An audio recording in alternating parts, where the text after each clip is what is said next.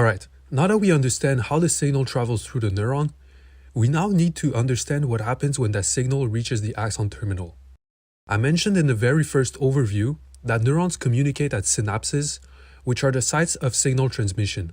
I've also mentioned that the cell sending the signal is referred to as the presynaptic cell, and the cell receiving the signal is the postsynaptic cell. Also, recall that the space between the two neurons is called the synaptic cleft. There are two types of synapses that can be found in the body: chemical and electrical synapses. All the synapses that I've shown for the moment were chemical. To see how these two types of synapses differ from one another, let's first go over electrical synapses.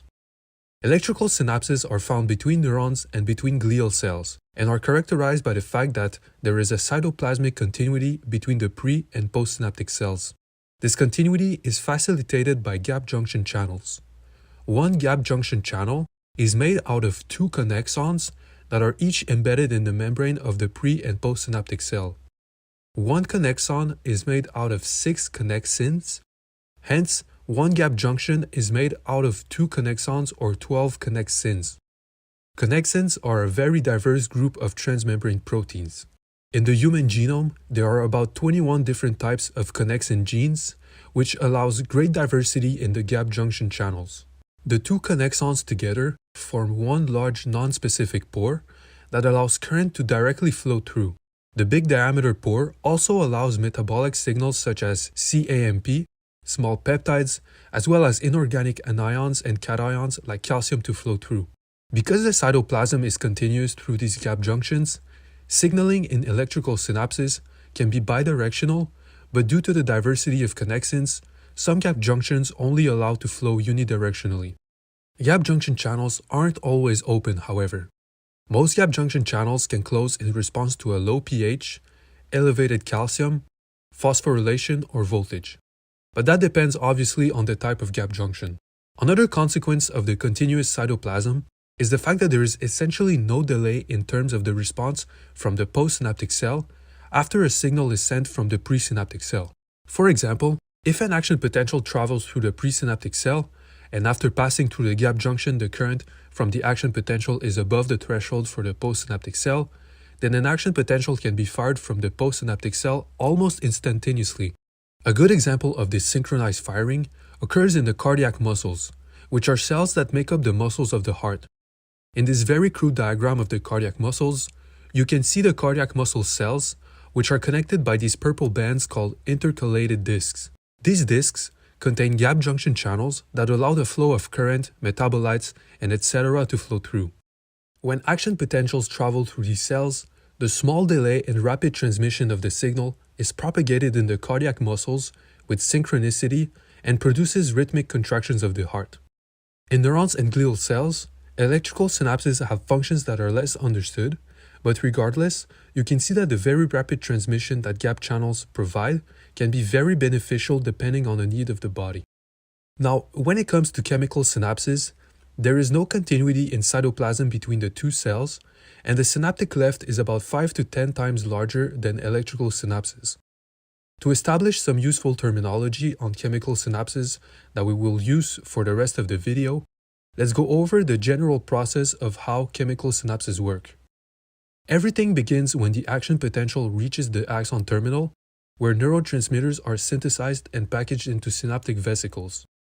This region in the presynaptic cell, where neurotransmitters reside and are ready to be released, is usually referred to as the active zone.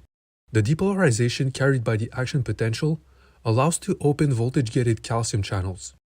Because of the steep calcium concentration gradient, when the channels open, calcium rapidly enters the active zone. The entry of calcium causes the fusion of the vesicles with the membrane and the subsequent release of neurotransmitters in the synaptic cleft. This release of neurotransmitters is also referred to as exocytosis.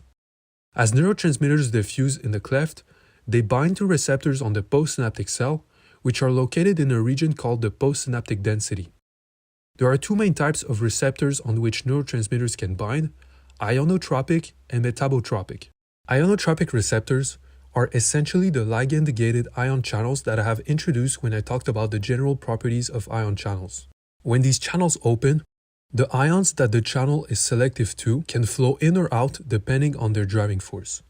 As ions enter or leave the cell through these channels, the membrane potential of the postsynaptic cell is either depolarized or hyperpolarized. For that reason, these channels provide a rapid indirect path for ionic efflux and influx. The impacts of ionotropic receptors usually last for a brief period, which is usually the time that the membrane readapts to its resting potential. Metabotropic receptors, on the other hand, have more indirect effects in comparison to ionotropic receptors. When they are stimulated, they produce second messengers such as cAMP or diacylglycerol that usually activate protein kinases that have a multitude of different physiological impacts. One such impact is the phosphorylation of other ion channels, which regulates their opening or closing. Because of these indirect effects, metabotropic channels provide amplification and modulation mechanisms through second messengers that can impact the cell for considerably longer periods than ionotropic receptors. Anyhow, this is just a brief introduction. We will get into the fine details later when we will discuss their effects more concretely. You will notice that in this general model of the chemical synapse, the transmission is unidirectional, but we will see later some examples where this blurs out a bit. For the most part, however, you can consider that the signal is unidirectional. Moreover, due to all these steps in signal transmission, chemical synapses have a delay of about 1 millisecond that is very notable in comparison to electrical synapses. Based on what we covered, when we compare the two synapses, you will see that the two are very different and have their respective nuances. As far as this video goes, we will not extensively go back to electrical synapses because they are not as utilized in the body as chemical synapses. And to be quite honest, in this introduction I've covered the bulk of what we know about them. So with this being said, let's get better insight on how our knowledge on chemical synapses came about by considering the synapse between the motor neuron coming out of the spinal cord and the skeletal muscle that it innervates.